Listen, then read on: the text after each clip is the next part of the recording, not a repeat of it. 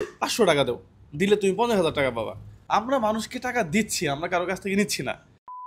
আসসালামু আলাইকুম প্রিয় দর্শক, এখন আমি আছি জুয়েল ভাইয়ের রেস্টুরেন্টে। জুয়েল ভাই, হ্যাঁ, আপনার সাথে আমার ঝগড়া আছে। কেন, কিসের ঝগড়া আবার? অনেক বেশি ঝগড়া। কেন? আজকে রিয়াজউদ্দিন বাজার তো আমাদের সাতকানিয়ার, এটা তো সবাই জানে।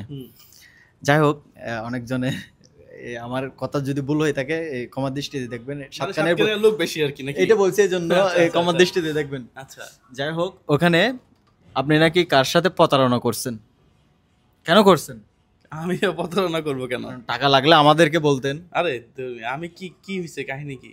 কাহিনী হচ্ছে যে এই আপনি ফোন করছেন, 50,000 টাকা নাকি ওই লোকটা পাচ্ছে আপনি বলছেন। আচ্ছা, তো প্রথমে আপনাকে দিতে হবে কত?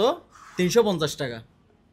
আচ্ছা, এই কাহিনী না? এই আচ্ছা, কাহিনী। এই টাইপের কাহিনীগুলা অনেক জায়গাতে হচ্ছে, অনেক যারা মানবিক কাজ করে তাদেরকে নিয়ে, যে জুয়েল ভাই অপারেশন করার জন্য 3 লাখ টাকা দিবে, তুমি 2,000 টাকা পাঠিয়ে দাও তাড়াতাড়ি।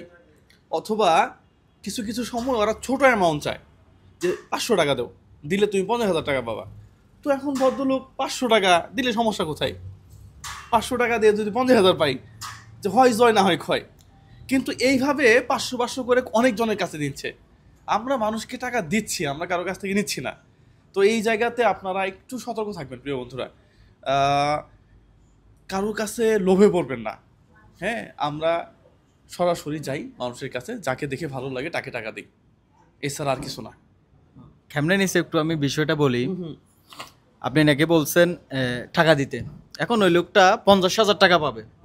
সে বিকাশের দোকানে গেল, বিকাশের দোকানে গিয়ে প্রথমে 500 টাকা পাঠালো, ফোন করলো 500 টাকা গেছে কিনা।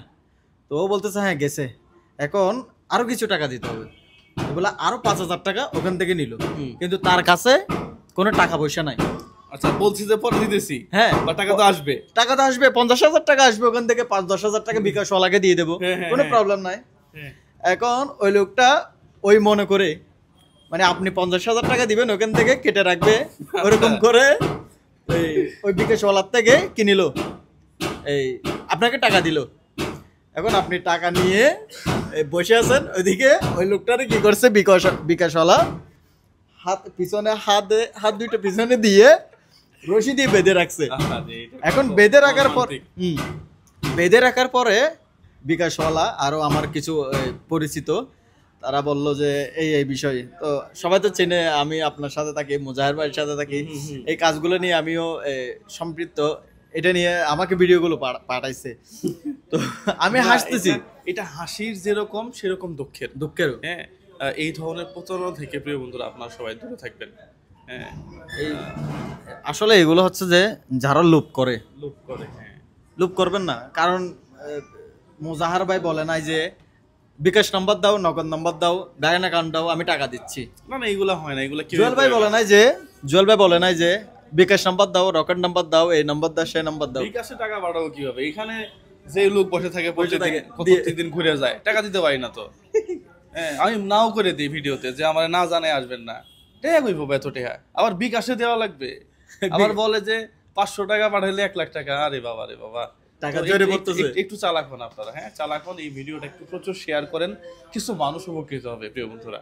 সবাই ভালো থাকবেন, সুস্থ থাকবেন। রিয়ান ভাই, আপনাকে অসংখ্য অসংখ্য ধন্যবাদ আমি প্রতিদিন আপনার রেস্টুরেন্টে আসি এই জন্য। আসলে আমি জুয়েল ভাইয়ের রেস্টুরেন্টে আসি খাওয়ার জন্য। রাত আমি কিন্তু বাসায় খাই না, আমি এখানে খেয়ে চলে যাই। যাই হোক, সবাই আসবেন রেস্টুরেন্টে। আমার এইটা হচ্ছে আমার মেসেজ, জুয়েল ভাইয়ের মেসেজ ছিল ওইটাই।